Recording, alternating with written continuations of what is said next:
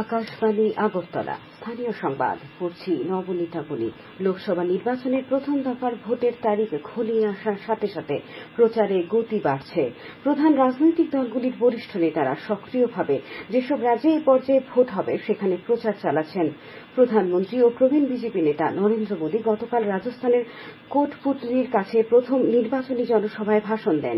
তিনি বলেন, বিজেপি এই রাজ্য থেকে 2014 এবং 2019-এ 25টি আসনে জিতেছিল এবং এবারও তাই হতে চলেছে।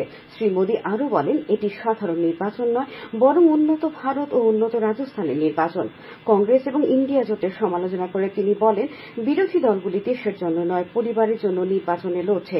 অন্যদিকে কংগ্রেসের রাজ্য সভাপতি গোবিন্দ সিং দোতাসারা, প্রাক্তন মুখ্যমন্ত্রী অশোক গেহলট এবং দলের বরিষ্ঠ নেতারা পালি এবং যোধপুরে দলীয় প্রার্থীদের মনোনয়ন সমাবেশে বক্তব্য রাখেন।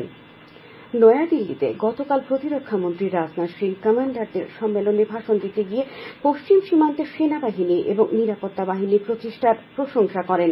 তিনি দেশের সীমান্ত রক্ষায় এবং সন্ত্রাসবাদের বিরুদ্ধে লড়াইয়ে এবং প্রয়োজনের সময় অসামরিক প্রশাসনকে সহায়তা প্রদানে সেনাবাহিনীর দুর্দান্ত ভূমিকার কথা তুলে ধরেন। রাজ্যের মুখ্য নির্বাচনী আধিকারিক পুনিত আগরওয়াল বলেছেন, নির্বাচনী প্রক্রিয়ায় তরুণদের গুরুত্বপূর্ণ ভূমিকা রয়েছে। যুব সমাজকে ভোট দেওয়ার আবেদন জানিয়ে মুখ্য নির্বাচনী আধিকারিক বলেন, তরুণ ভোটারদের উচিত তাদের পছন্দের যোগ্য প্রার্থীকে ভোট দেওয়া। গতকাল ত্রিপুরা বিশ্ববিদ্যালয়ে আয়োজিত systematic voter education and electoral participation অনুষ্ঠানে বক্তব্য রাখতে গিয়ে মুখ্য নির্বাচনী আধিকারিক পুনিত আগরওয়াল এই কথা বলেন। তিনি ভোটারদের রাজনৈতিক দলগুলির যেকোনো প্ররোচনার শিকার হওয়া থেকে বিরত থাকার আহ্বান জানান। মুখ্য নির্বাচনী আধিকারিক তরুণ ভোটারদের নির্বাচনের সময় কোনো ভুল কাজ চোখে পড়লে সি-ভিজিল অ্যাপে অভিযোগ জানাতে বলেছেন। তিনি বলেন, সি-ভিজিলে অভিযোগ দায়ের করার সঙ্গে সঙ্গে ফ্লাইং স্কোয়াডের দল ঘটনাস্থলে পৌঁছবে এবং অভিযোগটি পরীক্ষা করে দেখবে এবং দ্রুত ব্যবস্থা নেবে। ঊনকোটি জেলার কুমারঘাট থানাধীন ভাটিদুধপুর এলাকায় গত সোমবার সন্ধ্যা রাতে গোপন সংবাদের ভিত্তিতে অভিযান চালিয়ে পুলিশ 36.23 গ্রাম হেরোইন বাজেয়াপ্ত করেছে। অভিযানে ছিলেন কুমারঘাটের এসডিপিও কমল দেব বর্মা, থানার OC Shankar Saha, police inspector আর হালাম প্রমুখ। পূর্ব ত্রিপুরা লোকসভা আসনে ইন্ডিয়া জোট সমর্থিত সিপিআইএম প্রার্থী রাজেন্দ্র রিয়াং গতকাল ধলাইয়ের জেলাশাসক সাজু ওয়াহিদের কাছে মনোনয়নপত্র জমা দেন। মনোনয়নপত্র জমা দেওয়ার আগে সিপিআইএম ধলাই জেলা কমিটির উদ্যোগে একটি মিছিল জেলা শাসকের অফিস পর্যন্ত যায়। পরে ধলাই জেলা সিপিএম জেলা সম্পাদক পঙ্কজ চক্রবর্তীর নেতৃত্বে প্রার্থী সহ 5 জনের প্রতিনিধি দল জেলা শাসকের অফিসে যান এবং প্রার্থী রাজেন্দ্র রিয়াং জেলা শাসকের হাতে মনোনয়নপত্র তুলে দেন। কংগ্রেস আসন্ন লোকসভা নির্বাচনের জন্য 17 জন প্রার্থীর আরেকটি তালিকা প্রকাশ করেছে। এতে উড়িষ্যার 8, অন্ধ্রপ্রদেশের 5, বিহারের 3 এবং পশ্চিমবঙ্গের একটি আসনের জন্য প্রার্থীর নাম ঘোষণা করা হয়েছে।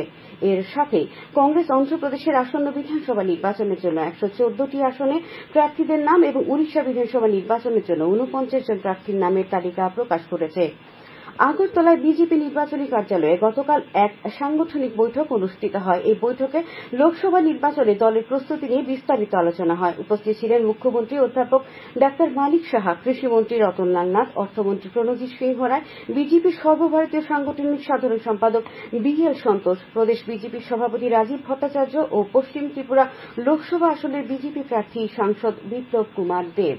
ছত্তিশগড়ের বিজাপুর জেলার গঙ্গালুর এলাকায় গতকাল নিরাপত্তা বাহিনী ও মাওবাদীদের মধ্যে গুলি বিনিময় হয়। সিআরপিএফ, কোবরা ব্যাটালিয়ন, জেলা রিজার্ভ গার্ড এবং বিশেষ টাস্কফোর্সের একটি যৌথ দল এই এলাকায় মাওবাদীদের উপস্থিতি সম্পর্কে গোয়েন্দা তথ্যের ভিত্তিতে অনুসন্ধান অভিযান চালায়। মাওবাদীরা লেন্দ্রার জঙ্গলে নিরাপত্তা কর্মীদের অতর্কিতে হামলা চালায়। নিরাপত্তা বাহিনী পাল্টা জবাব দেয়। গুলি বিনিময়ের পর নিরাপত্তা কর্মীরা গতকাল রাত পর্যন্ত 10 জন মাওবাদীর মৃতদেহ উদ্ধার করেছে। এছাড়াও ঘটনাস্থল থেকে একটি লাইট মেশিনগান, এলএমজি, একটি ব্যারেল গ্রেনেড লঞ্চার, বিজিএল এবং অন্যান্য অস্ত্র ও গোলাবারুদ উদ্ধার করা হয়েছে। পশ্চিম ত্রিপুরা লোকসভা আসনে কেন্দ্রের সাধারণ পর্যবেক্ষক ভূপেশ চৌধুরী গতকাল বিলোনিয়া সফর করেন। সফরকালে তিনি দক্ষিণ জেলায় পশ্চিম ত্রিপুরা লোকসভা আসনের নির্বাচনের প্রস্তুতি খতিয়ে দেখেন। বিলোনিয়া সার্কিট হাউসে পর্যবেক্ষক ভূপেশ চৌধুরী বিভিন্ন রাজনৈতিক দলের প্রতিনিধিদের উপস্থিতিতে সর্বদলীয় সভায় অংশ নেন।